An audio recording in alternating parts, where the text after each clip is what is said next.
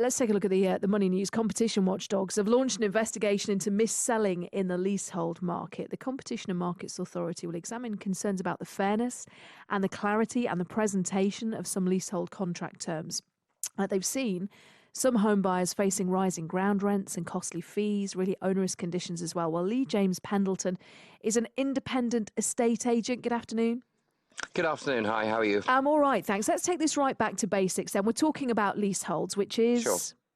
A leasehold is an ownership of a temporary right to hold land. So, for example, a freeholder or landlord will create a lease title for a certain amount of years on a property. So, say you had bought a lease and it was 100 years. In 100 years' time, if you didn't extend that, it would revert back to that freeholder of the property. Mhm. That's the basic terms of it. So a lot of flats and things are leasehold, aren't they? There's around sort of over 4 million leasehold properties in England. I think under around 3 million of them are flats. Yeah. So what kind of problems have people been seeing that's actually led to this investigation being launched? I guess there's lots of rogue, as it were, rogue landlords in previous conversations in the newspapers.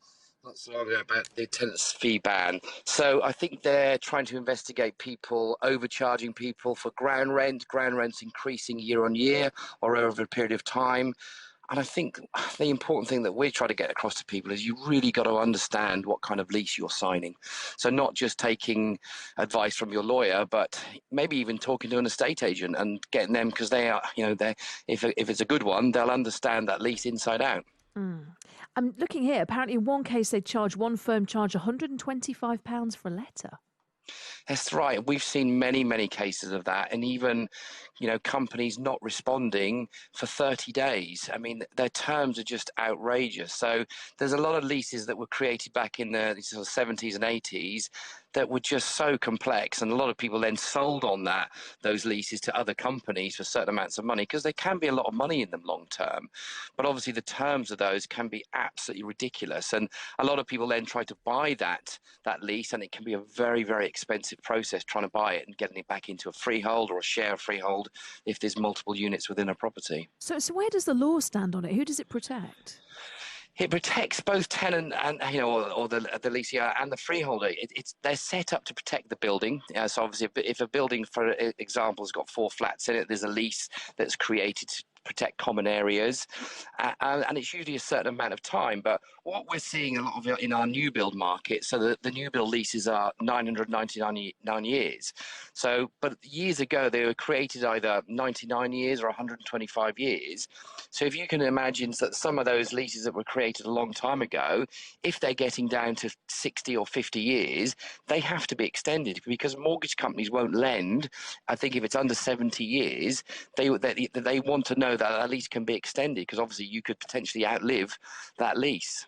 And people presumably find it difficult to sell if they want to offload something that's got not a great amount of time left on the lease, and particularly if they're struggling to renew it or need to do what they do with it, they're stuck with the property.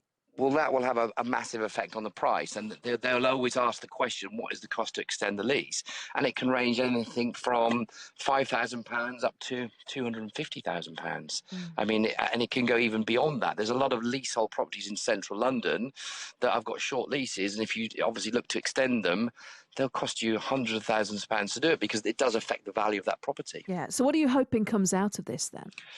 I'm hoping there's going to be tighter laws, tighter legislation on how things are written. Obviously, the road companies are out there. There needs to be a crack team that are going to investigate these people and stop this poor behaviour because it ultimately affects the industry that we're in. Thank you, Lee James Pendleton, who is an independent estate agent. It's the Competitions and Markets Authority who are going to get involved in that and look at those different concerns on leasehold contracts. Maybe it's something you know about. Maybe it's something you had. Maybe you've struggled to sell because the time on yours has ticked down. If it has, let us know.